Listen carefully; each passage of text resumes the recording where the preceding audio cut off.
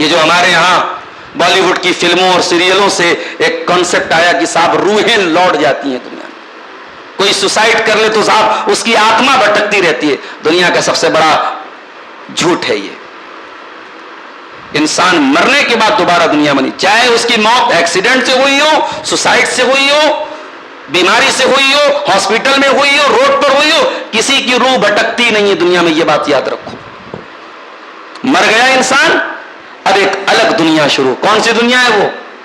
فرمایا وَمِن وَرَائِهِمْ بَرْزَخٌ إِلَىٰ يَوْمِ يُبْعَثُونَ، اب قیامت تک تجھے برزخ میں رہنا ہے۔ برزخ میس بیریئر، برزخ میس بیریئر۔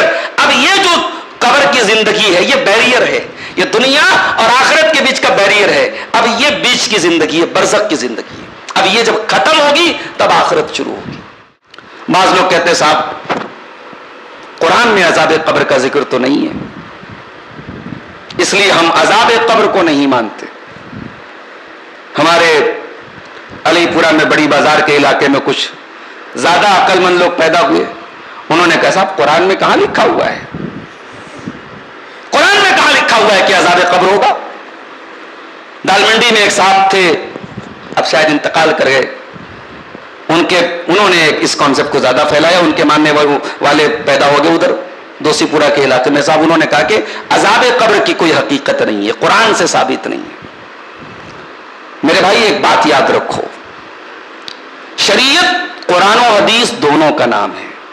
آپ صرف قرآن سے شریعت کو فالو نہیں کر سکتے، ورنہ آپ مجھے بتائیں قرآن کہتا ہے اقیم الصلاۃ، نماز قائم کرو، یہ رفع الیدین کہاں لکھا ہے قرآن میں؟ یہ سجدے کا طریقہ کہاں لکھا ہے قرآن میں؟ یہ التحیات کی دعا کہاں لکھی ہے قرآن میں؟ قرآن کہہ رہا ہے نماز قائم کرو، نماز کی ساری ڈیٹیل آپ کو حدیثوں سے ملے گی۔ قرآن کہتا ہے کتب علیکم الصیام، روزہ تمہارے اوپر فرض ہے، روزے میں کیا کرنا ہے، کیا نہیں کرنا ہے، کیا اوائڈ کرنا ہے، کیا کر سکتے ہیں، یہ ساری ڈیٹیل آپ کو کہاں ملے گی؟ حدیث میں ملے گی۔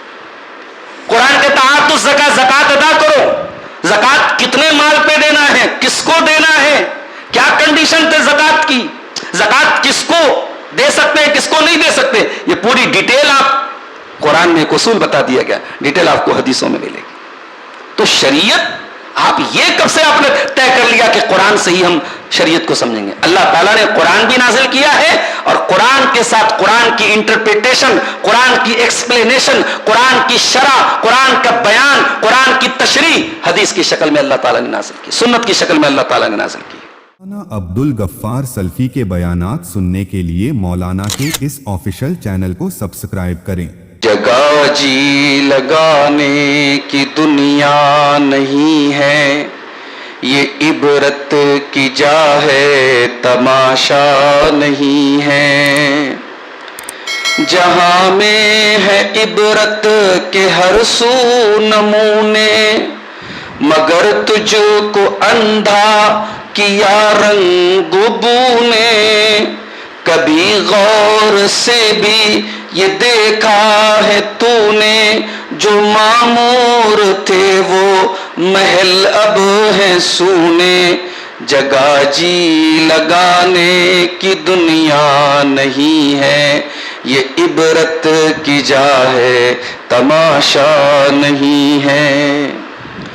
ملے خاک میں اہل شاہ کیسے کیسے، مکی ہو گئے لامکاں کیسے کیسے، ہوئے نامور بے نشاں کیسے کیسے، زمین کھا گئی آسماں کیسے کیسے، جگہ جی لگانے کی دنیا نہیں ہے، یہ عبرت کی جا ہے تماشا نہیں ہے۔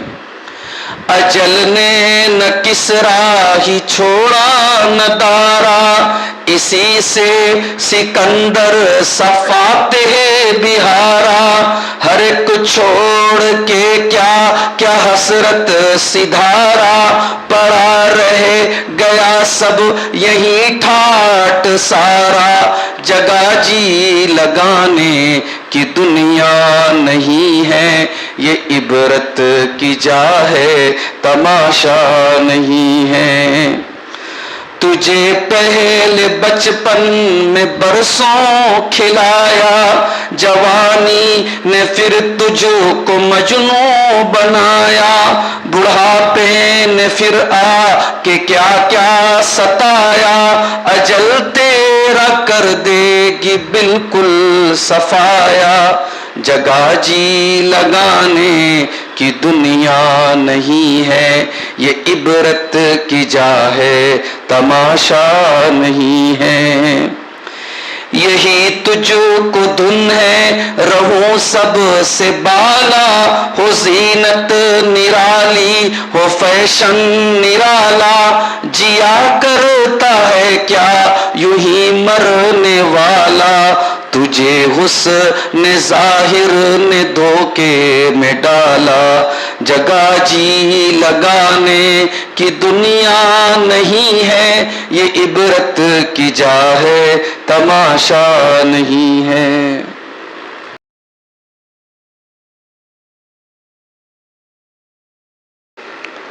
اللہ کے پیارے نبی فرماتے ہیں ما رأیت منظرا قط افظع من القبر، میں نے قبر سے زیادہ خطرناک کوئی منظر نہیں دیکھا ہے۔ اللہ کے رسول سے سچا تو کوئی نہیں ہے انسانوں میں، نبی اکرم خود فرما رہے ہیں آپ کو اللہ تعالیٰ کی طرف سے دکھایا گیا قبر کا منظر، آپ نے کہا ما رأیت منظرا قط افظع من القبر، میں نے قبر سے زیادہ خطرناک کوئی منظر نہیں دیکھا۔ میرے بھائیوں، یہ قبر کا جو مرحلہ ہے یہ ہمارے مرنے کے بعد شروع ہوتا ہے، اور مرنا جسے ہم موت کہتے ہیں یہ اس کائنات کی وہ سچائی ہے جس کا کوئی انکار نہیں کر سکتا۔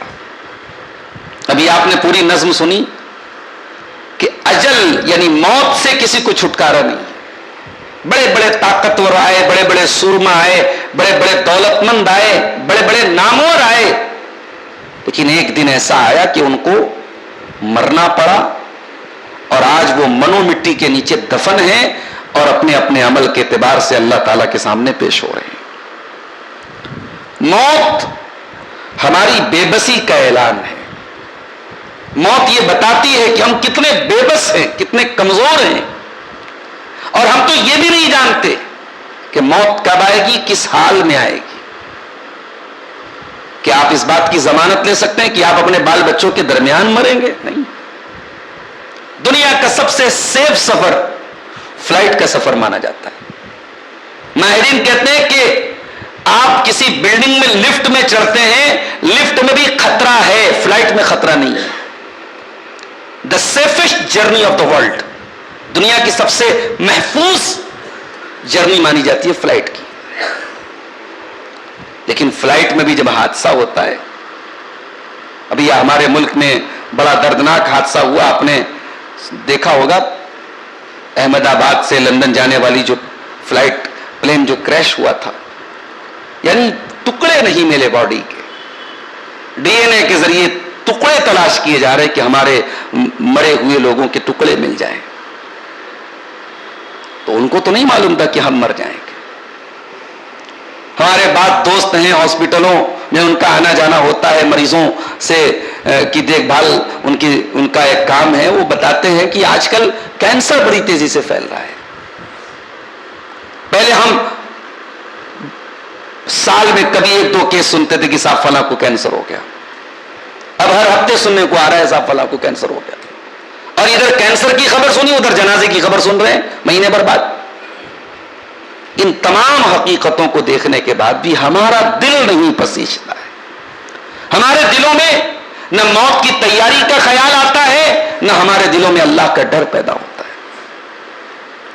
اللہ قرآن میں کہتا ہے سورہ واقعہ میں، فَلَوْلَا إِذَا بَلَغَتِ الْحُلْقُومَ وَأَنْتُمْ حِينَئِذٍ تَنْظُرُونَ وَنَحْنُ أَقْرَبُ إِلَيْهِ مِنْكُمْ وَلَكِنْ لَا تُبْصِرُونَ فَلَوْلَا إِن كُنتُمْ غَيْرَ مَدِينِينَ تَرْجِعُونَهَا إِن كُنتُمْ صَادِقِينَ۔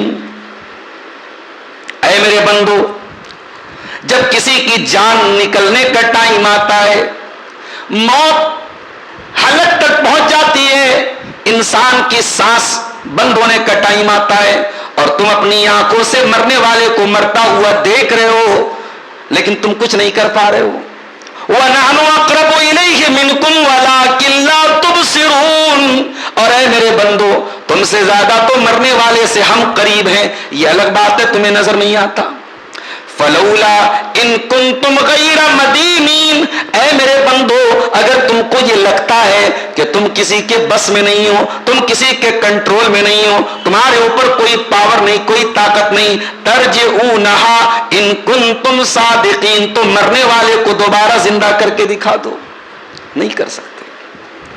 موت جس وقت لکھی ہے، آپ 1 منٹ پہلے اس کو مار نہیں سکتے اور 1 منٹ ڈیلے نہیں کر سکتے.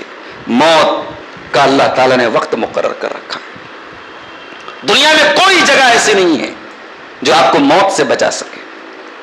اینما تکونوا یدرککم الموت ولو کنتم فی بروج مشیدہ. اے میرے بندو، تمہیں اگر سیسا پلائی ہوئی دیوار کے اندر پیک کر دیا جائے، لوہے کے محل، لوہے کے قلعے بنا کر کے اپنے آپ کو اس کے اندر سیف کر لو جہاں کسی انسان کی رسائی نہ ہو، لیکن موت اگر متعین ہے تو وہاں پر بھی تم کو موت آئے گی. موت سے کسی کو چھٹکارا نہیں ہے. موت سے کسی کو چھٹکارا ہوتا تو اللہ تعالیٰ اپنے نبیوں کو موت سے بچا لیتا، مگر نبیوں کو بھی موت آئی اور عجیب و غریب موت آئی ہے نبیوں کو. حضرت سلیمان علیہ الصلوۃ والسلام اللہ کے وہ پیغمبر ہیں جنہیں اللہ تعالیٰ نے سپر نیچرل طاقتوں سے نوازا تھا. جنات ان کے کنٹرول میں تھے. بڑی بڑی دیگوں میں کھانا بناتے تھے جنات. بڑے بڑے قلعے پل بھر میں بنا دیتے تھے. مہینے بھر کا سفر حضرت سلیمان صبح سے لے کر دوپہر تک طے کر لیتے تھے. اللہ تعالیٰ نے حضرت سلیمان کو ایسی حکومت دی تھی جو پھر کسی اور کو نہیں ملی. لیکن قرآن کیا کہتا ہے؟ فَلَمَّا قَضَيْنَا عَلَيْهِ الْمَوْتَ مَا دَلَّهُمْ عَلَى مَوْتِهِ إِلَّا دَابَّةُ الْأَرْضِ تَأْكُلُ مِنْ سَأْتَهُ. سلیمان کی موت کا ہم نے فیصلہ کر دیا تو ان کی موت کے بارے میں جنات کو پتہ بھی نہ چلا. مفسرین نے لکھا ہے حضرت سلیمان علیہ السلام اپنی لاٹھی کے بل کھڑے ہو کے ڈائریکشن دے رہے تھے، جنات کو ڈائریکشن دے رہے تھے، بیت المقدس کی تعمیر کروا رہے تھے، اس کا جو ہے ریکنسٹرکشن کرا رہے، اس کی دوبارہ نئے سرے سے تعمیر کرا رہے تھے. اور جنات کام میں لگے تھے اور سلیمان علیہ السلام چھڑی کے سہارے کھڑے تھے اور اسی حالت میں موت آ گئی. اور جنات کو پتہ بھی نہیں چلا کہ ہمارا باس انتقال کر گیا، ہمارے مالک کی موت ہو چکی ہے. ما دلهم على موته الا دابۃ الارض تاكل من ساعته. ان کی لاٹھی کو جب دیمک نے کھایا ہے، کیڑے نے کھایا ہے اور لاٹھی گل کے گری ہے اور حضرت سلیمان کی ڈیڈ باڈی جب زمین پہ آئی ہے تب جنات کو معلوم ہوا ہے کہ ہاں اب تو ان کا انتقال ہو چکا ہے. سلیمان علیہ السلام کو بھی موت آئی.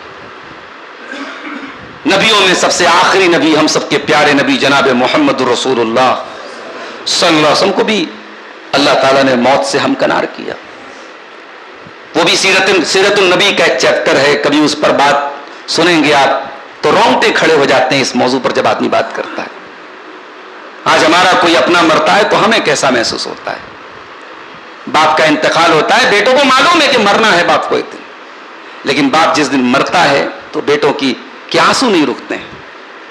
شوہر کا انتقال ہوتا ہے، بیوی کے آنسو نہیں رکتے ہیں. کیوں؟ محبت ہے. اور دنیا کی ساری محبتیں ایک طرف ہیں اور صحابہ کرام کو اپنے نبی سے جو محبت تھی وہ ایک طرف ہے. وہ کیا گھڑی رہی ہوگی، وہ کیا منظر رہا ہوگا جب صحابہ کرام نے اللہ کے پیارے رسول صلی اللہ علیہ وسلم کی وفات کا منظر دیکھا ہوگا میرے ساتھ. تو موت تو اللہ کے رسول کو بھی آئی، موت سے کسی کو چھٹکارا نہیں. لیکن کوئی یہ نہ سمجھے کہ موت آئی تو بس سارا معاملہ ختم ہو گیا. نہیں، اب یہاں سے ایک نئی زندگی شروع ہو رہی ہے. حتی اذا جاء احدهم الموت قال رب ارجعون لعلی اعمل صالحا فیما ترکت کلا انها کلمۃ هو قائلها ومن ورائهم برزخ الى یوم یبعثون. اے میرے بندے، جب تیری موت کا ٹائم آتا ہے بندہ کہتا ہے اللہ مجھے ایک بار دنیا میں دوبارہ جانے کا موقع دیتے. دنیا میں دوبارہ جانے کا موقع مانگ رہا ہے. کیوں؟ اس لیے نہیں مکان ادھورا ہے پورا کر دوں, اس لیے نہیں کہ بزنس کو تھوڑا اور پھیلا دوں, اس لیے نہیں کہ بیٹی جوان ہوگی اس کی شادی کرنا باقی ہے. نہیں, موت کو اس سے کیا مطلب ہے کہ آپ کی کون سی خواہش ادھوری رہ گئی؟ موت کو اس سے کیا مطلب کہ آپ کے بچوں کا آپ کے بعد کیا بنے گا؟ آپ کی بیوی کہاں جائے گی؟ آپ کے بچے کہاں جائیں گے؟ موت کو اس سے کوئی مطلب نہیں ہے. کتنے خواب تھے جو ادھورے رہ گئے, کتنی تمنائیں تھیں جو پوری نہ ہو سکی, ہزاروں خواہشیں ایسی کہ ہر خواہش پہ دم نکل گیا, خواہشیں ادھوری رہ گئیں. مرنے کے بعد دوبارہ دنیا میں آنے کی انسان خواہش کر رہا ہے, اس لیے نہیں کہ دنیا کا کوئی کام پورا ہو جائے. بندہ کہتا ہے لعلی اعمل صالحا, اے اللہ ایک چانس اور دے دے, اے اللہ ایک چانس اور دے دے. میں وعدہ کرتا ہوں اے اللہ بڑا مجرم تھا, بڑا گنہگار تھا, بڑا خطا کار تھا, بڑی تیری نافرمانیاں کی, بڑا تجھے ناراض کیا, ایک موقع اور دے دے الہی, میں وعدہ کرتا ہوں میں نیک عمل کروں گا, عمل صالح کروں گا. اللہ فرماتا ہے کلا, نہیں یہ نہیں ہو سکتا. انہا کلمۃ هو قائلها, یہ تو بس ایک بات ہے جو تو بول رہا ہے. میرے بندے ہمیں پتا ہے ہم دوبارہ تجھے زندہ کریں گے تب بھی تو سدھرنے والا نہیں. تجھے ایک موقع تو مل گیا, اور ایسا نہیں کہ تو اندھا تھا, بہرا تھا, سب دیکھ رہا تھا. تجھے پتا تھا, تو نے مردوں کے جنازوں میں شامل ہوا تھا, تو نے میتوں کو کندھا دیا تھا, تو نے قبر میں مٹی ڈالی تھی لوگوں کو, تجھے معلوم تھا یہ دن تیرے اوپر بھی آنا ہے. تجھے سدھرنا ہوتا تو سدھر گیا ہوتا. یہ تو بس ایک بات ہے جو تو بول رہا ہے. ہمارے قانون میں یہ لکھا نہیں ہے, یہ ہمارا قانون نہیں ہے, یہ ہمارا اصول نہیں ہے کہ ہم مرنے کے بعد دوبارہ زندہ کر دیں. یہ جو ہمارے یہاں بالی ووڈ کی فلموں اور سیریلوں سے ایک کانسیپٹ آیا کہ صاحب روحیں لوٹ جاتی ہیں دنیا میں, کوئی سوسائڈ کر لے تو صاحب اس کی آتما بھٹکتی رہتی ہے. دنیا کا سب سے بڑا جھوٹ ہے یہ. انسان مرنے کے بعد دوبارہ دنیا میں نہیں, چاہے اس کی موت ایکسیڈنٹ سے ہوئی ہو, سوسائڈ سے ہوئی ہو, بیماری سے ہوئی ہو, ہاسپٹل میں ہوئی ہو, روڈ پر ہوئی ہو, کسی کی روح بھٹکتی نہیں ہے دنیا میں. یہ بات یاد رکھو. مر گیا انسان, اب ایک الگ دنیا شروع. کون سی دنیا ہے وہ؟ فرمایا وَمِن وَرَائِهِمْ بَرْزَخٌ إِلَىٰ يَوْمِ يُبْعَثُونَ, اب قیامت تک تجھے برزخ میں رہنا ہے. برزخ مینس بیریئر, برزخ مینس بیریئر. اب یہ جو قبر کی زندگی ہے یہ بیریئر ہے, یہ دنیا اور آخرت کے بیچ کا بیریئر ہے. اب یہ بیچ کی زندگی ہے, برزخ کی زندگی ہے. اب یہ جب ختم ہوگی تب آخرت شروع ہوگی. بعض لوگ کہتے ہیں صاحب قرآن میں عذاب قبر کا ذکر تو نہیں ہے, اس لیے ہم عذاب قبر کو نہیں مانتے. ہمارے علی پورہ میں بڑی بازار کے علاقے میں کچھ زیادہ عقل مند لوگ پیدا ہوئے. انہوں نے کہا صاحب قرآن میں کہاں لکھا ہوا ہے, قرآن میں کہاں لکھا ہوا ہے کہ عذاب قبر ہوگا. دالمنڈی میں ایک صاحب تھے, اب شاید انتقال کر گئے, انہوں نے اس کانسیپٹ کو زیادہ پھیلایا. ان کے ماننے والے پیدا ہو گئے ادھر دوسی پورہ کے علاقے میں. صاحب انہوں نے کہا کہ عذاب قبر کی کوئی حقیقت نہیں ہے, قرآن سے ثابت نہیں ہے. میرے بھائی ایک بات یاد رکھو, شریعت قرآن و حدیث دونوں کا نام ہے. آپ صرف قرآن سے شریعت کو فالو نہیں کر سکتے, ورنہ آپ مجھے بتائیں قرآن کہتا ہے اقیم الصلاۃ, نماز قائم کرو. یہ رفع الیدین کہاں لکھا ہے قرآن میں؟ یہ سجدے کا طریقہ کہاں لکھا ہے قرآن میں؟ یہ تحیات کی دعا کہاں لکھی ہے قرآن میں؟ قرآن کہہ رہا ہے نماز قائم کرو. نماز کی ساری ڈیٹیل آپ کو حدیثوں سے ملے. قرآن کہتا کتب علیکم الصیام, روزہ تمہارے اوپر فرض ہے. روزے میں کیا کرنا ہے, کیا نہیں کرنا ہے, کیا اوائڈ کرنا ہے, کیا کر سکتے ہیں, یہ ساری ڈیٹیل آپ کو کہاں ملے گی؟ حدیث میں ملے گی. قرآن کہتا آت الزکاۃ, زکات ادا کرو. زکات کتنے مال پہ دینا ہے, کس کو دینا ہے, کیا کنڈیشن تھے زکات کی, زکات کس کو دے سکتے ہیں, کس کو نہیں دے سکتے, یہ پوری ڈیٹیل آپ قرآن میں ایک اصول بتا دیا گیا, ڈیٹیل آپ کو حدیثوں میں ملے گی.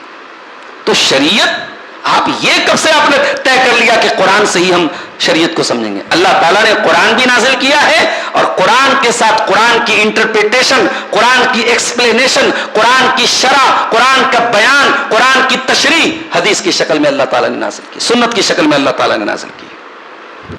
تو عذاب قبر کا ذکر اگر قرآن میں نہ بھی ہوتا، جناب محمد رسول اللہ صلی اللہ علیہ وسلم اپنی ہر نماز میں دعا کرتے ہیں، اللہم انی اعوذ بک من عذاب القبر، اے اللہ میں تیری پناہ چاہتا ہوں قبر کے عذاب سے. بس اتنا کافی تھا. نبی نے ایک مرتبہ زندگی میں دعا کر لی ہوتی تو کافی تھا. نبی تو ہر نماز میں کرتے تھے. صحیح مسلم کی روایت ہے، اللہ کے پیارے نبی ایک کھچر کے اوپر سوار ہو کر کے جا رہے تھے. راستے میں ایک جگہ کھچر بھدکنے لگا، بھاگنے لگا. آپ نے پوچھا یہ کون سی جگہ ہے؟ لوگوں نے کہا یہاں کچھ قبریں ہیں. آپ نے پوچھا یہ کس کی قبریں ہیں؟ کہا کہ یہ ان لوگوں کی قبریں جو شرک کی حالت میں مر گئے. آپ نے فرمایا کہ ان قبر والوں کو قبر میں عذاب ہو رہا ہے. وَلَوْلَا أَن تَدَافَنُوا لَدَعَوْتُ اللَّهَ أَن يُسْمِعَكُم مِّنْ عَذَابِ الْقَبْرِ. اور اے میری امت کے لوگوں، اگر مجھے اس بات کا ڈر نہ ہوتا کہ کہیں تم اپنے مردوں کو دفنانا بند کر دو گے تو میں اللہ سے دعا کرتا کہ وہ تم کو عذاب قبر سنا دے. عذاب قبر اگر سنا دے تو کوئی بیٹا اپنے باپ کو کے جنازے کو قبرستان میں جا کے دفن کرنے کے لیے تیار نہیں ہوگا. اور آپ نے صحابہ سے فرمایا تعوذوا باللہ من عذاب القبر، اللہ کی پناہ طلب کرو عذاب قبر کے فتنے سے. تو یہ وہ فتنہ ہے، عذاب قبر وہ چیز ہے جس سے اللہ کے نبی پناہ مانگا کرتے تھے. اور آپ کہتے ہیں صاحب قرآن میں عذاب قبر نہیں، قرآن میں ہے عذاب قبر. میں دو آیتیں فار ایگزامپل آپ کے سامنے پڑھتا ہوں. پہلی آیت سورہ انعام میں اللہ نے فرمایا وَلَوْ تَرَى إِذِ الظَّالِمُونَ فِي غَمَرَاتِ الْمَوْتِ وَالْمَلَائِكَةُ بَاسِطُو أَيْدِيهِمْ. یاد کرو جب ظالم لوگ، گنہگار لوگ، اللہ کے نافرمان لوگ موت کی سختیوں میں پڑے ہوں گے اور فرشتے اپنا ہاتھ بڑھا رہے ہوں گے اور کہہ رہے ہوں گے اخرجوا انفسکم، اپنی جان ہمارے حوالے کرو. الیوم تجزون عذاب الہون بما کنتم تقولون علی اللہ غیر الحق. اے ظالموں، آج تم کو ذلت والا عذاب دیا جائے گا. غور کیجئے، موت کے فرشتے آ کر کے کہہ رہے ہیں آج تم کو عذاب دیا جائے. کون سا عذاب ہے بھائی؟ یہی عذاب قبر ہے. آج تم کو ذلت والا عذاب دیا جائے گا بما کنتم تقولون علی اللہ غیر الحق، تم اللہ تعالیٰ کے بارے میں غلط باتیں بولا کرتے تھے. وکنتم عن آیاتہ تستکبرون، اور تم اللہ کی آیتوں سے کے مقابلے میں تکبر کرتے تھے، گھمنڈ کرتے تھے. ایک دلیل یہ ہو گئی. اور دوسری دلیل سورہ غافر کی یہ آیت اپنے سامنے رکھیے. وَحَاقَ بِآلِ فِرْعَوْنَ سُوءُ الْعَذَابِ، آل فرعون کو سخت عذاب نے گھیر لیا. النَّارُ يُعْرَضُونَ عَلَيْهَا غُدُوًّا وَعَشِيًّا، اور آل فرعون کو صبح شام آگ کے اوپر پیش کیا جاتا ہے، آگ کا عذاب دیا جاتا ہے. وَيَوْمَ تَقُومُ السَّاعَةُ أَدْخِلُوا آلَ فِرْعَوْنَ أَشَدَّ الْعَذَابِ، اور جس دن قیامت قائم ہوگی اس دن کہا جائے گا آل فرعون کو اور بہت بڑے عذاب میں ڈالو. تو یہ کون سا عذاب ہے جو صبح شام آل فرعون کو دیا جا رہا ہے، فرعون کو دیا جا رہا ہے، فرعون کے چیلوں اور چمچوں کو دیا جا رہا ہے؟ یہ وہی عذاب قبر ہے میرے پیارے ساتھ. تو عذاب قبر بالکل برحق ہے. حضرت عثمان غنی نبی کے داماد، نبی کے وہ داماد جن کے نکاح میں نبی کی 2 بیٹیاں تھیں، اور یہ وہ نبی کے داماد ہیں جن کا خاندان بنو امیہ تھا. آج ہمارے کچھ بھائیوں نے بنو امیہ کا نام گالی بنا دیا. بڑا خراب خاندان تھا. اچھا بھائی، بڑا خراب خاندان تھا، نبی نے 2 بیٹیاں دے دی اس خاندان میں.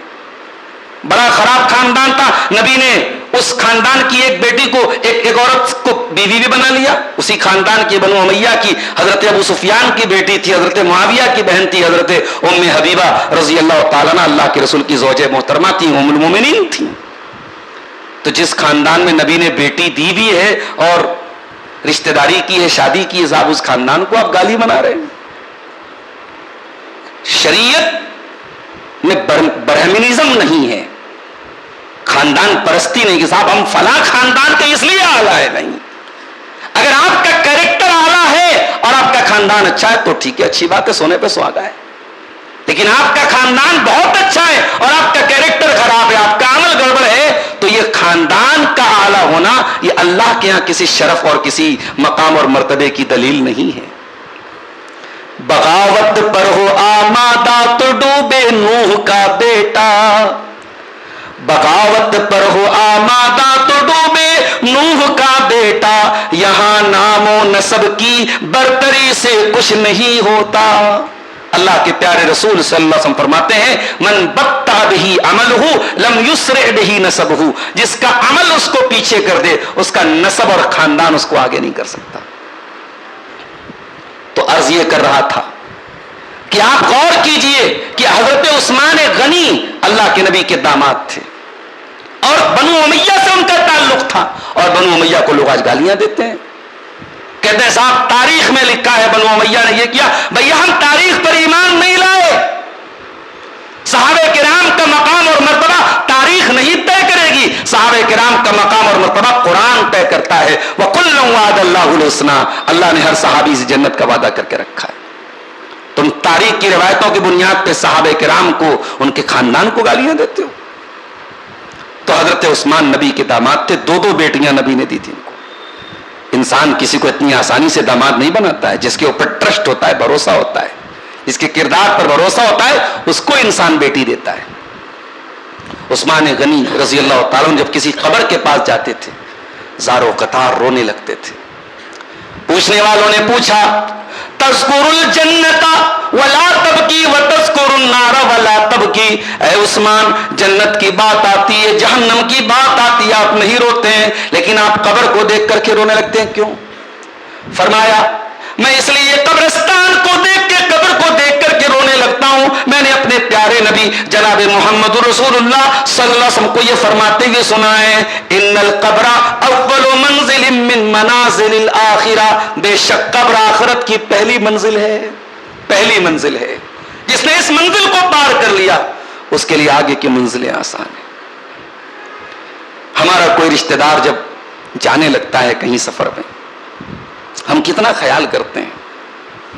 कोई उम्रा करने जा रहा है, कोई हज करने जा रहा है, लोग ड्रॉप करने जाते हैं स्टेशन तक, एयरपोर्ट तक, सारा सामान पैक करते हैं, सारी टिकट रख लीजिए, बोर्डिंग पास रख लीजिए, वीजा रख लीजिए, ये है फला है फला, कितनी तैयारी करते हैं। उसके बाद जब वो फ्लाइट में बैठता है, ट्रेन में बैठता है, हजारों लोग उसके साथ हैं। ये आखिरत का सफर कैसा सफर है मेरे भाई।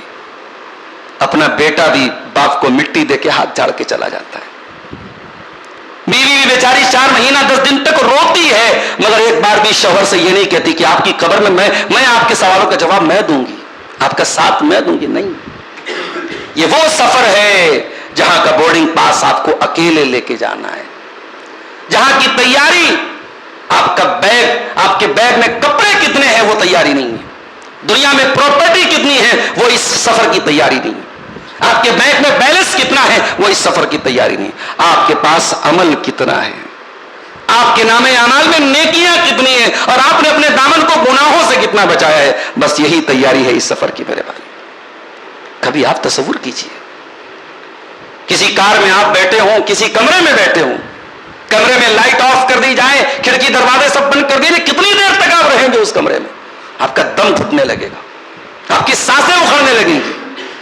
कभी तसव्वुर करो मेरे भाई, उस कब्र के अंदर हमें और आपको जाना है, और वहां हमारे रिश्तेदार, हमारे अइज़्ज़ा, हमारे अक़रबा, हमारे भाई बंधु, हमारे चाचा भतीजे, हमारे बेटे, सब हमको मिट्टी देके थोड़ी देर मग़फ़िरत की दुआ करके अपने अपने घरों को रवाना हो जाएंगे। अच्छा, बड़ी अजीब बात है, मरते ही इंसान की आइडेंटिटी खत्म हो जाती है। भाई किसी का इंतकाल हो गया तो कोई ये नहीं कहता हाजी साहब को लेके आओ, मैयत को लेके आओ, जनाजे को लेके आओ, मैयत को नहलाओ। कल तक वो हाजी साहब थे, फला साहब थे, फला साहब थे, अब वो मैयत में तब्दील हो गए, जनाजे में। जिस नाम पर हम मरते हैं वो नाम खत्म, इस टाइटल पर मरते हैं वो टाइटल खत्म, कोई हमारा नाम लेने को तैयार नहीं। हमें मैयत कहा जा रहा है, अल्लाहु अकबर, हमें मैयत कह के पुकारा जा रहा है, हमें जनाजा कह के पुकारा जा रहा है। दुनिया में हम नहाते हैं तो बाथरूम में कुंडी बंद करके नहाते हैं, दुनिया के बड़े प्राइवेट मोमेंट्स में होता है इंसान के नहाने का अमल। आज क्या बेबसी है इंसान की कि आज दूसरे उसको नहला रहे हैं, उसके पेट में गंदगी है, दूसरे पेट दबा के उसकी गंदगी को निकाल रहे हैं, उसके اگر لیٹرین اور پیشاب وغیرہ اس کے بدن میں پھنسی ہے، نہلانے والا اس کو صاف کر رہا ہے، اس کے کرتے کو کینچی سے کاٹ کے اس کی آستین سے اس کے بدن سے کپڑے کو نکالا جا رہا ہے۔ دنیا میں وہ نہاتا تھا، اس کا اپنا فیس واش ہوتا تھا، اپنا شیمپو ہوتا تھا، اپنا باڈی واش ہوتا تھا۔ آج وہ یہ نہیں کہہ سکتا کہ صاحب میں تو لکس سے نہاتا تھا، میں تو لائف بوائے سے نہاتا تھا، کہ تم کیوں مجھے سادے پانی سے کیوں نہلا رہے ہو، مجھے بیر کی پتی سے کیوں نہلا رہے ہو، وہ نہیں کہہ سکتا۔ وہ انسان کی بے بسی، اس کی موت کا یہ منظر یاد کرو میرے بھائی تو سمجھ میں آتی۔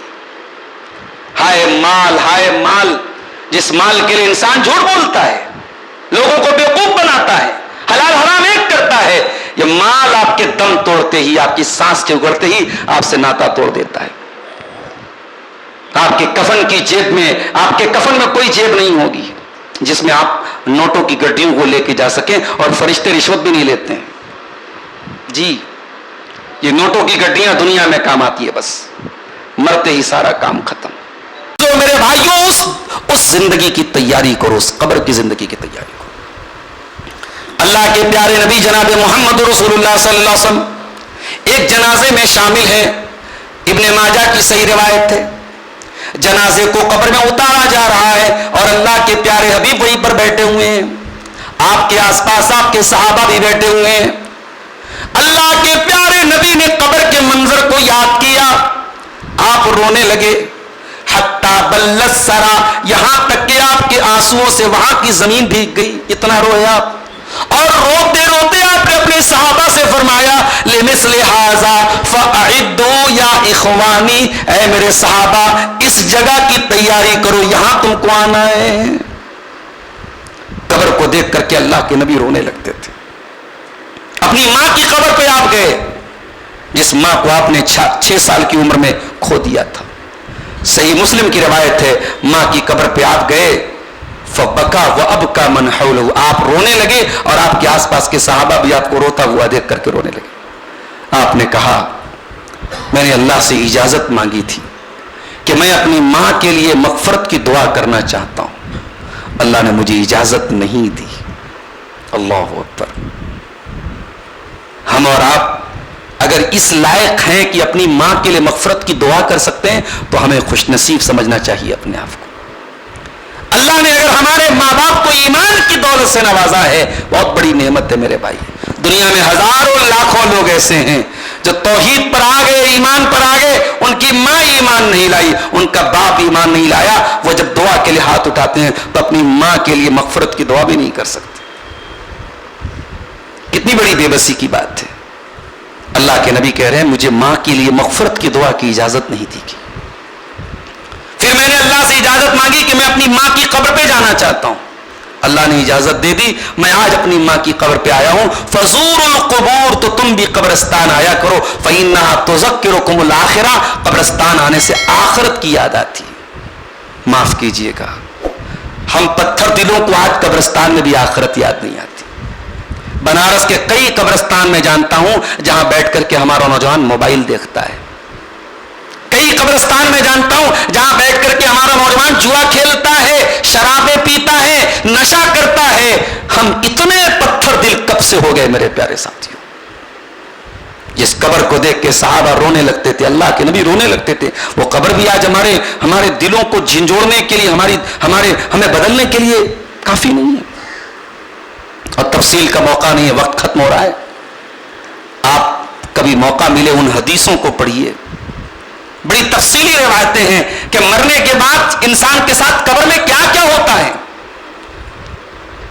انسان اگر مومن ہے، نیک عمل کرنے والا ہے، اس کی قبر کو اللہ تعالیٰ جنت کی ایک کیاری بنا دیتا ہے۔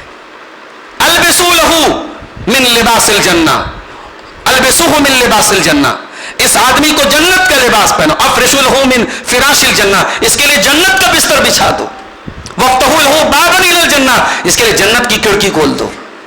اور مرنے والا اگر کافر ہے، منافق ہے، فاسق و فاجر ہے، اللہ کا باغی ہے، اللہ کا نافرمان ہے، تو وہ قبر اس کے لیے جہنم کا ایک ٹکڑا بن جاتی ہے۔ اور قبر میں 3 سوال سب سے کیا جائے گا، ہے یاد آپ کو یہ 3 سوال؟ یہ 3 سوال رٹا مار کر کے یاد کرنے سے کام نہیں بنے گا۔ 3 سوال ہوگا، سب سے ہوگا، آپ سے بھی ہوگا، مجھ سے بھی ہوگا. من ربوں کا، من نبیوں کا، ما دینوں کا. تیرا رب کون ہے، تیرے نبی کون ہے، تیرا دین کیا ہے. اب ہم لوگ بیٹھ کے رٹا مار لے، ربی اللہ، میرا رب اللہ ہے، میرا دین اسلام ہے اور میرے نبی محمد صلی اللہ علیہ وسلم ہے. رٹا مارنے سے یہ جواب نہیں نکلے گا قبر میں. ان سوالوں کو سمجھنا اور اس کے تقاضے پر عمل کرنا. جس نے اللہ کو رب کہا ہے وہ کسی غیر کے در پہ کبھی سر نہیں جھکائے گا. بیماریاں آئے تو آتی رہیں، تکلیفیں آتی ہیں تو آتی رہیں، مصیبتیں آتی ہیں تو آتی رہیں، وہ صبر سے کام لے گا. اللہ کے در کو چھوڑ کے کبھی کسی غیر کے در پہ نہیں جائے گا. جو دنیا میں محمد رسول اللہ کو اپنا نبی مانے گا وہ کسی اور کو یہ مقام نہیں دے گا کہ اس کی ہر بات مانی جائے گی. وہ کسی اور کو یہ اتھارٹی نہیں دے گا کہ اس کا ہر عمل حجت ہے، اس کی ہر بات حجت ہے. یہ اتھارٹی، یہ مقام، یہ درجہ اگر کسی کو دے گا تو جناب محمد رسول اللہ صلی اللہ علیہ وسلم کو دے گا. اور جو دنیا میں اسلام کو اپنا دین سمجھے گا اس کی زندگی میں اسلام ہوگا. وہ مسجد کے اندر بھی اسلام کو فالو کرے گا، کاروبار میں بھی اسلام کو فالو کرے گا. اور ایک جملہ بولتا ہوں، اس کو نوٹ کر لو. دیندار بنو، نقلی دیندار مت بنو. یہ داڑھی، یہ ماتھے کا سجدے کا نشان، اس کا کبھی مس یوز مت کرنا. دنیا میں آج بھی لوگ دینداروں کی قدر کرتے ہیں. ابھی حیدرآباد جیسے شہر میں گیا، ایک صاحب بتانے لگے کہ مولانا ایک نوجوان لڑکا ہماری مسجد پہ فجر کی نماز میں آتا تھا اور فجر کی نماز پڑھ کے مصلی پر بیٹھا رہتا تھا، اور جب سورج نکلتا تھا 15 منٹ کے بعد اشراق کی نماز پڑھتا تھا، چاشت کی نماز پڑھتا تھا، اس کے بعد جاتا تھا. اتنا بڑا عابد تھا اور 50-60 لاکھ کا غبن کر کے لاپتہ ہے. 50-60 لاکھ کا غبن کر کے لاپتہ ہے. یہ جو دینداری کا چولا پہن کر کے جب بے ایمانی اور فراڈ ہوتا ہے تو لوگ دینداری کو گالی دیتے ہیں. تو کبھی دین کا مس یوز مت کرنا میرے پیارے ساتھی. اسی لیے اللہ کے نبی فرماتے قبر میں سوال ہوگا تیرا دین کیا ہے. بندہ کہے گا میرا دین اسلام ہے. یہ کون کہے گا؟ جس کا دین اسلام، کاروبار میں بھی اسلام تھا. یہ نہیں مسجد میں تو تیرا دین اسلام تھا اور کاروبار میں تیرا دین 420 تھا. نہیں، جس کا دین مسجد میں بھی اسلام، شادی بیاہ میں بھی اسلام، کاروبار میں بھی اسلام، لین دین میں بھی اسلام، اخلاق میں بھی اسلام. جس نے اسلام کو بحیثیت ایک دین کے اور ایک لائف سٹائل کے اور ایک طرز زندگی کے اپنایا ہوگا، جس کی زندگی میں اسلام ہوگا، وہ یہ جواب دے گا قبر میں میرا دین اسلام. اور ایک آخری بات بیان کر کے بات ختم کر رہا ہوں. قبر میں جب یہ 3 سوال کیا جائے گا تو مومن تو صحیح جواب دے گا، اور جو کافر ہوگا، جو منافق ہوگا، وہ کہے گا ہاں لا ادری، ہے میں نہیں جانتا. تو جو صحیح جواب دے گا، فرشتہ پوچھے گا تجھے اس سوال کا صحیح جواب کیسے پتا چلا؟ تو بندہ کہے گا قرأت کتاب اللہ، میں نے اللہ کی کتاب کو پڑھا تھا. فآمنت بہ وصدقت بہ، اور میں اللہ کی کتاب پر ایمان لایا تھا اور میں نے اللہ کی کتاب کی تصدیق کی تھی. آپ کی نظر میں قرآن پڑھانے والے حقیر ہوں گے، آپ کی نظر میں قرآن پڑھانے والوں کی زیادہ ویلو نہیں ہوگی. اللہ کی نظر میں اتنی ویلو ہے کہ جو قرآن پڑھے ہوگا، جس نے دنیا میں قرآن پڑھا ہوگا، جس نے دین کا علم حاصل کیا ہوگا، وہی قبر کے سوالوں کا جواب دے پائے گا. اب آپ یہ ڈیسائیڈ کر لیجئے کہ آپ کی زندگی میں دین کا علم کتنا ہے. آج الحمدللہ ہمارے پاس دنیا کی بہت نالج ہے. ہمارا کاروباری طبقہ، خاص طور سے ہمارے بنارس کا جو کپڑے کا کاروبار ہے، ماشاءاللہ کپڑا ہاتھ میں لوگ چھو کے بتا دیتے صاحب اس میں کتنا جو ہے، اس کی ویلو کیا ہے، اس کپڑے میں کتنا دم ہے، اس میں کون سا دھاگا استعمال ہوا ہے، اس میں کیا میٹیریل یوز ہوا ہے، پوری ABCD پوری بتا دیں گے. ان سے پوچھو بھائی صاحب جنازے کی نماز کی دعا آتی ہے نہیں آتی؟ عمر گزر گئی جنازے کی نماز کی دعا نہیں آتی. یعنی بیٹا اس قابل بھی نہیں ہے کہ باپ کی جنازے کی نماز پڑھ سکے. میرے پیارے ساتھیوں، اللہ قرآن میں کہتا ہے یعلمون ظاہرا من الحیات الدنیا وهم عن الآخرۃ هم غافلون، کہ بعض لوگ ایسے ہوتے ہیں دنیا کی بڑی نالج ہے مگر آخرت کے معاملے میں بالکل غافل ہیں. آج ہماری اکثریت کا وہی حال ہے. آج ہماری قوم کی بیٹیاں، بنارس کا کوئی مال ایسا نہیں ہے، بنارس کی کوئی تفریح گاہ ایسی نہیں ہے جہاں آپ کو کوئی برقع نشین مسلمان لڑکی کسی کافر اور مشرک کی آغوش میں نظر نہ آئے. یہ شرم سے چلو بھر پانی میں ڈوب مرنے کی بات ہے. ہم بے غیرتی اور بے حیائی میں اس لیول پر پہنچ گئے کہ ہماری قوم کی بیٹیاں آج کفار اور مشرکین کی آغوش میں پائی جا رہی ہیں. اس کا مطلب یہ ہوا ہم دینداری کا دعویٰ تو کرتے ہیں, ہمارے گھروں میں دین نہیں ہے. ہم نے اپنے بچوں کو دین نہیں بتایا, ہم نے اپنی بیٹیوں کو دین نہیں بتایا. ہماری بیٹیوں نے ہائر ایجوکیشن حاصل کر لی, ہمارے بچوں نے اعلیٰ تعلیم حاصل کر لی, دین نہیں سیکھا ہم نے. جمعہ کا خطبہ ہوتا ہے آدھا گھنٹے کا, اس میں بھی ہمارا نوجوان بیچارہ اگر 1 بجے جمعہ کی جماعت کھڑی ہونے والی تو 12:55 میں وہ مسجد میں داخل ہوتا ہے. اللہ کے واسطے میرے بھائیوں, دین کو تھوڑا اپنی زندگی میں اہمیت دو میرے بھائیوں. تھوڑا مسجد میں پہلے آ جاؤ, تھوڑا اپنے گھر کی لیڈیز کو بھی مسجدوں میں لے کے آؤ, جمعہ کے خطبوں میں لے کے آؤ, اپنے گھر میں دینداری کا ماحول پیدا کرو. مجھے یاد ہے آج سے تقریباً 5-6 سال پہلے ہمارے بنارس میں کچھ ہمارے نوجوان ساتھی گھر گھر درس کراتے تھے. جامعہ سلفیہ کے بعض اساتذہ کو لے کے کبھی ان کے گھر پہ درس ہو رہا ہے, کبھی ان کے گھر میں درس ہو رہا ہے. اس بہانے کم سے کم لوگ ہفتے میں 1 دن گھر میں اکٹھا ہوتے تھے, دین کی باتیں سن لیتے تھے. اب وہ سب ماحول ختم ہے. میں نے ان لوگوں سے پوچھا بھائی کیوں سلسلہ بند کر دیا؟ کہا کہ اب کوئی سانس لینے والا نہیں, کوئی پوچھنے والا نہیں. ہاں بھائی, دنیا کی کے نام پہ ہم فنکشن کرنے کو تیار ہیں, دنیا کی فضولیات کے نام پہ ہم گیدرنگ کرنے کو تیار ہے, فنکشن کرنے کو تیار ہے, لاکھوں خرچ کرنے کو تیار ہے. دین کے نام پہ ہم سر جوڑنے کو تیار نہیں. میرے بھائی, قبر کی منزل آخرت کی پہلی منزل ہے, اس کی تیاری کرو. اپنے گھر والوں کی بھی تیاری کراؤ, اپنی فیملی کی بھی تیاری کراؤ. اللہ سے دعا ہے رب العالمین ہمیں قبر کی اس منزل کی تیاری کرنے کی توفیق عطا فرمائے. الہ العالمین ہمیں عذاب قبر سے اللہ ہم سب کی حفاظت فرمائے. اور یہ بھی یاد رکھیے کہ جو چیزیں قبر میں عذاب کا سبب بنیں گی وہ بھی ان کی ایک لسٹ ہے.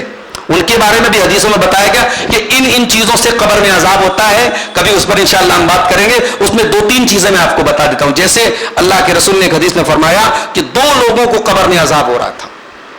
اس میں سے ایک آدمی کیا کرتا تھا, یمشی بن نمیمہ, چغل خور تھا, ادھر کی ادھر کرتا تھا, لوگوں کی برائیاں کرتا تھا.